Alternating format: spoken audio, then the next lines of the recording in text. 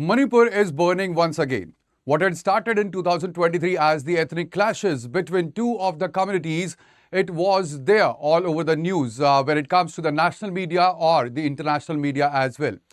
After a brief period, there were the clashes, they stopped. But again, in April 2026, the region is once again in the news and it is boiling all over. Now, there are various ethnic fault lines which are there. Along with this, there are also the governance failure, and even right now, the complete state is undergoing through the humanitarian crisis. We'll be talking about it in this session, and we'll be understanding why the situation is grim when it comes to Manipur and what are the reasons behind the clashes which are occurring or reoccurring in the state, and what are the implications of all this for the India's security or the social perspective that we'll be seeing in this video along with me. My name is Bhavar Singh Suroy, MX India 115th course, and I welcome you on the platform of StudyIQ IAS in English. Now, when it comes to the context, so over here, you can see that the severity in the numbers, there had been an RTI, and over here, there had been, through the RTI, the grim numbers had been, they came forward in April 2026, right from the 2023 to 2026. There had been unprecedented ethnic fragmentation in the state. Along with this, there had been institutional breakdown. And the numbers, they actually tell us the actual figure that is very, very grim in the state. When it comes to the total deaths, there had been 217 deaths or the fatalities that had been recorded in the state. At the same time, when it comes to the internal displacement, so there are total 58,821 of the people which had been displaced because of this ethnic clash, and more than 12,000 FIRs they had been registered. So, by going through these numbers, we can see that the conflict is now no more a law and order problem, or it is not a law and order event. It has changed itself into a prolonged crisis of the identity, security, rehabilitation, and even federal trust. Now, when it comes to the clashes, why these clashes occurred, or why these clashes, they are very frequent in the region. All right, now over here, the most important thing is the geography and history of the state. When it comes to the geography, most of the population of Manipur, it lives in Imphal Valley. There is, this is just 10% of the total area of the state. All right, and over here, there is 60% of the state that is, or that resides over here. The major population in the valley region is from Meitei community. Then there are hill districts which are 90% of the land area. When it comes to the hill districts, 40% of the population that resides in the hilly regions or hill districts, and primarily they are Kuki Zo and the Naga tribes that resides in the hills. All right.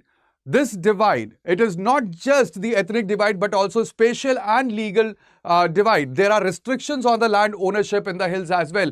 The Meitei population, the Meitei tribe or the community, it cannot buy land in the hill regions. There are ecological factors or pressure as well, because there is a competition for the resources in the valley, and also there is a competition for the forest rights that are there in the hills. So it is divided because of the geography. The complete state, you can see it is divided into this region. We have Kuki, that is in the southern hills districts that is located, and then we have the Naga tribes that is there in the northern hill district. And this Imphal Valley over here, we have majority of the Meitei population that is that is located here or that lives here. All right. At the same time, when it comes to the history of the state, so this Manipur was a princely state. It was integrated in the Indian Union in 1949, and later on it was given the complete statehood in 1972. Now, when it comes to the historical perspective, so the Britishers, they actually divided it into the different ethnic groups that you are seeing right now. All right, the Kuki tribes, they were used or utilized as a historical buffer between the valley-dwelling Meiteis as well as the northern Naga tribes that are there. Also, there is the demand for the Kuki land that has increased in the past. In 1990s, there were clashes between the Naga and the Kuki Zo tribes, and that has catalyzed to the militarization of the Kuki Zo or Kuki Zomi groups demanded for the territorial self-determination, and there is a fear of the greater Naga limb as well. The Naga tribes, they are asking for the separate greater Naga limb and unchecked immigration that have sparked the deep demographic anxiety and the revival of the indigenous Sanamahism. Now, what is Sanamahism? We will be talking about this later on in our session. Now, when it comes to these three different tribe groups, so they have a different geography, they have core, grievances, and also a different demands that all these three tribes they pushes forward for. When it comes to the Meitei community, they are valley-based and they are majority of the community or the tribe when it comes to the population in the complete state. All right, they have the fear of marginalization on the ancestral land. Also, there are accusations of the hill tribes which are harboring illegal immigrants and also running narco cartels over here. When it comes to their demands, so they have demanded the scheduled tribe status for the constitutional land protection, and also they have demanded for the implementation of NRC or National Register of Citizens. When it comes to the Kuki-Zo tribe, they are in the southern hill-based districts that they are located, and over here they have the fear or the grievance that there is state-sponsored persecution as well as there are forced forest evacuations, evictions as well, and also there is disproportionate resource allocation that had been done with them. The allocation is more with the Imphal Valley. And they want a separate administration under the constitution, and they have rejected the scheduled tribe status that was granted to Meitei community. At the same time, when it comes to Naga tribes, they are in the northern region. In the northern hill districts, they are located. They have the, when it comes to the grievances, so historical claimants to the overlapping hill territories, and they are caught in the crossfire of the recent violence. Like, for example, we are talking about 2026 April Ukrul killings that were there. At the same time, they want a protection of traditional land, also maintaining neutrality while pursuing the overarching goal of the Naga integration. So these are the core grievances and the strategic demands that these three of the different communities they put forward. Now, there had been a complete, after the conflict that started in 2023, there had been complete militarization of this conflict. There had, when it comes to the weapons, so there were weapons looting. More than 4,000 of the weapons they were looted from the state armories by the mobs. At the same time, for controlling this conflict, there had been buffer zones which were created by the police forces and the army as well. The central forces, the CRPF and the army, they had created this buffer zone, and they have maintained that there will be a no man's land between the ethnic territories that are there. Also, when it comes to the insurgency, so there is a fear of the revival of the insurgency in the state in Manipur that we have seen in 1993s. All right, in 1990s, the complete state, it witnessed insurgency.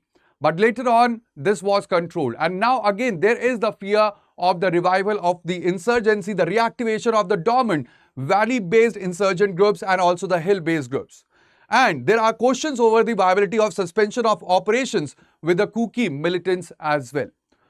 When it comes to Manipur, so Manipur also, it shares its border with Myanmar. And there is the drug nexus that is there.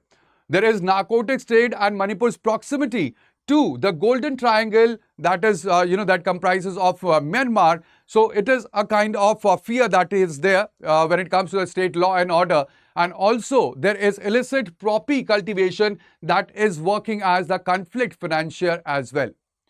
There is also the FMR suspension. India is moving ahead, or India's move to scrap the 16 kilometer of the free movement regime is very important to note over here, and this had been done so that the cross-border militancy could be curbed.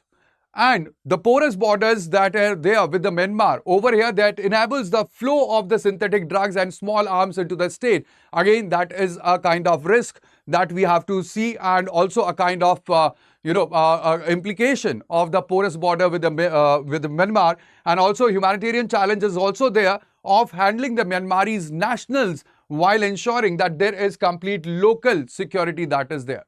Now, when it comes to the constitutional framework, it is very important to note over here that this complete, the topic, it is important for your prelims, it is important for your mains, and as well as for your essay and interview as well. Now, when it comes to the constitutional framework, so there is Article 371C that lays down the special provisions for Manipur in the hilly regions or hill areas. There are hill area committees which had been established by Article 371C. At the same time, there are allegations of that these hill area committees, they are being bypassed by the state executives. Then there is Article 355. Article 355 says that this is the duty of the union to protect the state against any kind of internal disturbance. But at the same time, this had been informally invoked. There is security advisor who had been appointed by the center in Manipur. There is AFSPA as well, that is Armed Forces Special Powers Act, and ultimately this gives the immunity to the forces, the security forces which are deployed there for their operations. It provides the immunity to them. This has been reimposed in the select conflict areas so that the violence could be curbed down, or to curb down the violence, this has been reimposed in some select areas and in some select districts. There is 6th schedule as well that provides for the autonomous district councils for the tribal governance. Alright, when it comes to the 6th schedule, so Kuki demands that there should be separate administration under the 6th schedule and they should be included in the 6th schedule as well. When it comes to 4 of the states of the Northeast, there is inner line permit as well. Inner line permit is an official document that you need to have if you are moving towards or moving into the restricted areas in these 4 states of the Northeast. And these 4 states are, there is Arunachal Pradesh, Nagaland, Mizoram and Manipur. So in Manipur, inner line permit also exists. And I was talking about Sanamahism. So Sanamahism is basically the practice, the religious practice of the Meitei tribe, and it is traditional, ancestral and animistic religion of the Meitei people. And they basically over here worship their supreme deity, that is Leningthao, Sanamahi and also the nature. So this is what Sanamahism that stands for. Again, important for your prelims. This complete slide is important for your prelims. Now coming towards the conflict that has been over here, and also the data that has been released after the RTI had been filed. So this shows that there had been a complete humanitarian fallout in the state. When it comes to the displacement, there are more than 58,800 people that had been living in the relief camps with minimal amenities that had been provided to them. At the same time, there had been loss of academic years for the thousands of students and breakdown of the universities in the state. Along with this, there had been economic paralysis because there had been significant blockades of National Highway 2 and National Highway 37 that have caused inflation in of the essential goods which are there in the state. There are also the prolonged digital blackouts which have affected both the governmental work as well and even the governance and livelihoods of the people that live in the state. So again, this is a very important issue that we have. Now, when it comes to the conflict zone, so there are certain ethical angles as well that we have to look. When it comes to Manipur, so the complete, the scenario that we are seeing in front of us in today's scenario, so there is complete trust deficit that could be seen over here.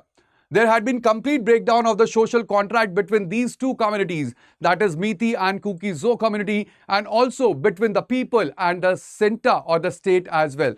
That is, there is breakdown of the trust between the government and the people as well.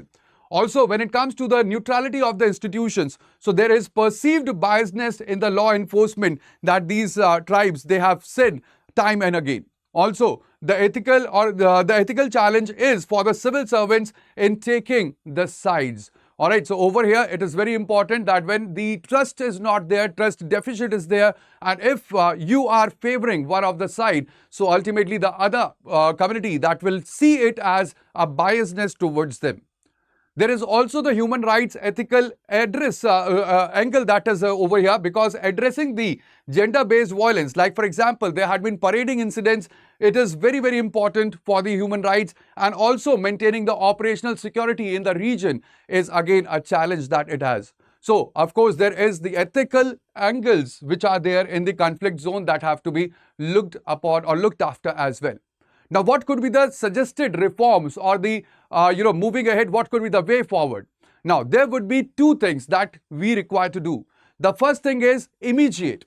So for the immediate, we have to do what? We have to recover all the looted weapons which had been looted from the state armory. We have to strengthen the unified command structure over here and also neutralize the buffer zone breaches that had been there. All right. This is for the immediate peace restoration process.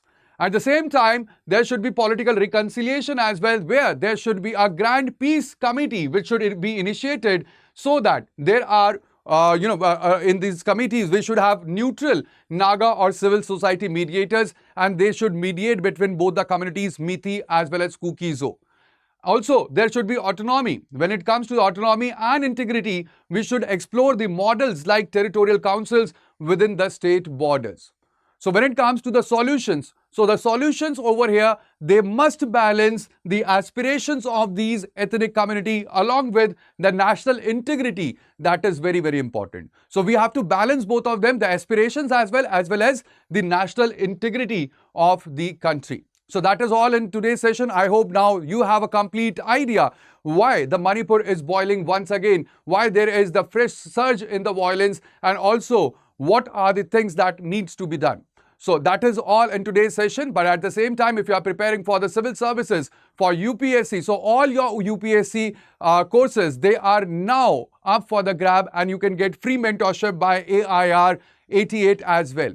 Now, for this, what you need to do is you need to use the code BRS Live while you are enrolling into the sessions or into the courses. So you have to use the code BRS Live. This is very important. The sale will end on 24th of April. So before 24th of April, you can enroll into the courses and you can gain the advantage of the 50% off that is being provided to you right now. So we have these two different courses for UPSC 2027 and 2028. The course is the resolution, that is the foundation batch for your GS, and it is P2I, that is right from preparation to your dream of becoming IAS. All right. So these batches are available in all the languages that are mentioned over here. That is in Hindi, English, as well as in bilingual format. And again, you can use the code BRS Live. The batches, the classes, they will start from 27th of April 2026. So that would be all in this video. I hope that